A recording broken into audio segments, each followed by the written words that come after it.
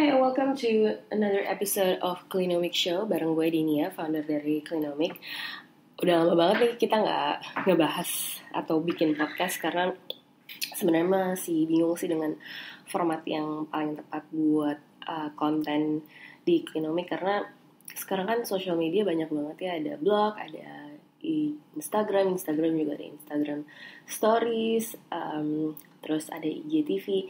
Kita masih eksperimen konten apa yang sebenarnya paling sesuai buat teman-teman, karena aku sendiri tuh aku emang suka banget sama podcast ya, karena dari dulu, jadi sebelum orang-orang dengerin podcast, aku udah dengerin podcast udah bertahun-tahun, karena emang menurut aku podcast itu yang paling enak sih untuk dikonsumsi, karena jadi kita kan seharian tuh kalau misalnya di kantor ngeliat layar di depan komputer kan mata capek, sedangkan kalau misalnya kita lagi di jalan atau lagi di perjalanan mau pulang, lagi macet-macetan, kita pengen kan mengisi sesuatu, melakukan sesuatu dengan yang lebih produktif. Tapi kalau sekedar scrolling Instagram doang atau misalnya browsing gak jelas, itu kan itu juga mata juga capek ya, or even baca buku gitu. Dan podcast itu adalah salah satu alternatif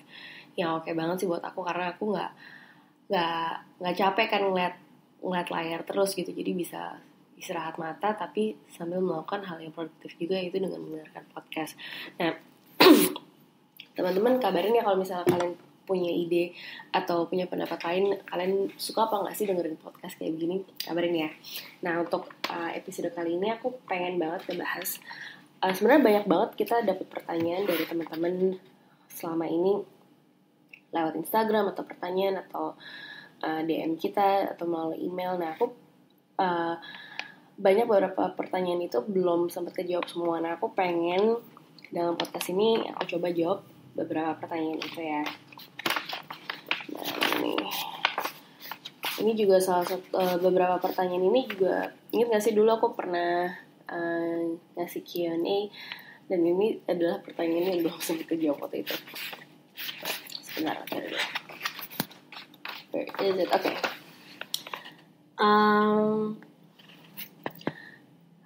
Pertanyaan nomor 1, Prada Nitra. Gimana sih cara pengiriman barang Clinomic tetap tanpa pakai plastik? Apakah ada permintaan khusus atau bagaimana? Nah, kurir ini tuh sebenarnya dari awal pertama kali kita bikin Clinomic sampai sekarang emang trial and error ya. Jadi perjalanan pemilihan kurir ini agak lumayan panjang sih buat kita, dan ya masih ada yang nggak sempurna, cuman kayaknya kurir yang sekarang kita pakai udah cukup memuaskan. Cuman dulu waktu pertama kali aku mulai Clinomic, emang kita sebenarnya dari awal minta jangan kirim pakai plastik. Nah tapi kan kebanyakan kurir yang ada pada saat itu SOP-nya udah sedemikian rupa, jadi nggak bisa. Nah waktu itu aku sempat nih kerja sama satu perusahaan kurir yang mereka bisa meng-cater, salah satu lah dulu yang pertama yang bisa meng-cater permintaan aku untuk pengiriman tanpa plastik. Aku nggak usah sebut namanya ya, cuman mereka tuh oke banget. Tapi ternyata aku belajar juga nih, karena begitu ngerjain bisnis e-commerce, emang wilayah di Indonesia itu emang luas banget kan ya, dari Papua sampai Aceh, dan ada beberapa tempat-tempat yang ternyata belum bisa dijangkau sama si kurir aku ini gitu, yang pertama aku kerja sama ya. Dan itu tuh jadi suatu kendala sendiri. Dan yang kedua, mereka juga waktu itu mereka tidak terlalu responsif ketika menanggapi satu komplain gitu atau pertanyaan. Dan itu tuh kendala banget sih buat kita, karena yang namanya pengiriman barang, kalau misalnya sehari, 2 hari, 3 hari, atau sampai bahkan seminggu itu nggak nyampe, itu tuh kan udah super parah banget kan. Dan teman-teman netizen tuh udah nggak bisa tuh yang kayak begitu-begitu. Jadi kita tuh kalau misalnya kerja sama dengan partner tapi mereka nggak responsif, itu tuh udah susah banget gitu. Apalagi waktu itu kendalanya kan emang sempat masa-masa lebaran, dan lebaran itu tuh high traffic banget, dan mereka sempat, aduh pokoknya kita tuh nggak puas banget lah dengan service-nya mereka, jadi kita udah nggak pakai mereka lagi. Karena kita nggak pakai mereka lagi, kita sempat shipping pakai plastik lagi, which is yang sempat dikomplain juga kan sama beberapa teman-teman. Cuman itu emang ada jeda masa transisi itu dah. Kemudian kita lagi kerja sama, terus kita berusaha kerja sama lagi nih sama kurir lain. Kita mau tanda tangan MOU apa segala macam, tapi ternyata itu juga nggak semudah itu, karena kita mau kerja sama satu kantor cabang. Mereka udah setuju untuk mengirimkan barang-barang kita tanpa menggunakan plastik, dan mereka misalnya udah lapor ke kantor pusatnya. Kantor pusat juga udah setuju support kita mau dijadiin pilot project. Nah, kemudian pada prakteknya ketika kita mengirimkan barang-barang itu, ketika kita kirim di barang di kantor cabang, terus kemudian kantor cabangnya itu mendistribusikan ke kantor-kantor daerah lain, di kantor-kantor daerah lain itu pun malah diplastikin juga gitu. Jadi nggak semudah itu. Ya balik lagi, karena memang masing-masing kantor cabang mungkin emang punya SOP sendiri ya. Itu juga cerita yang lucu banget sih. Nah, kemudian akhirnya kita nemuin nih kurir yang kita kerja sama sekarang, yaitu Si Cepat. Nah, Si Cepat itu kita sih so far emang puas ya, karena mereka benar-benar bisa mengakomodir pengiriman barang tanpa plastik, dan mereka emang cepat banget, nggak kalah, emang namanya benar sih cepat.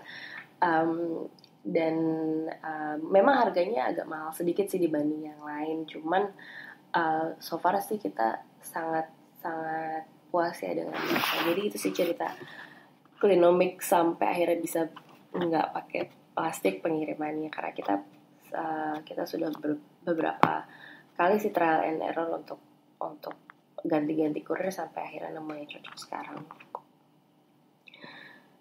Nah, terus ada pertanyaan lagi, gimana cara pakai menstrual cup?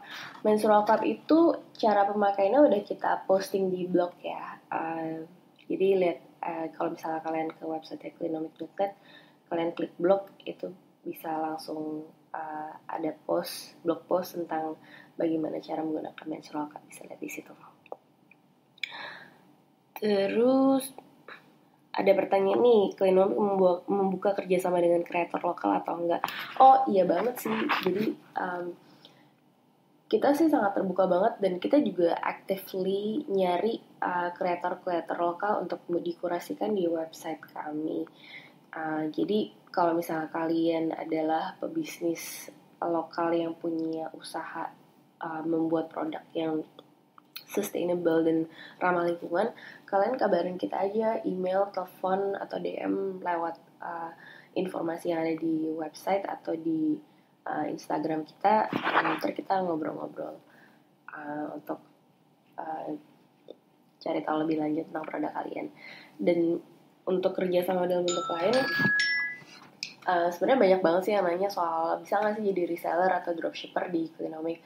Nah, untuk saat ini sih sebenarnya kita pengen banget, itu salah satu prioritas kita untuk tahun depan, untuk bisa mengakomodir program reseller atau dropshipper. Tapi untuk saat ini sementara belum bisa, karena simply sistem di kami belum bisa mengakomodir itu gitu, dan karena keterbatasan waktu dan tenaga, kami nggak bisa manage itu secara manual. Jadi kami juga lagi mikirin gimana cara sistem yang terbaik untuk mengakomodasi permintaan reseller dan dropshipper ini. Jadi ditunggu ya. Terus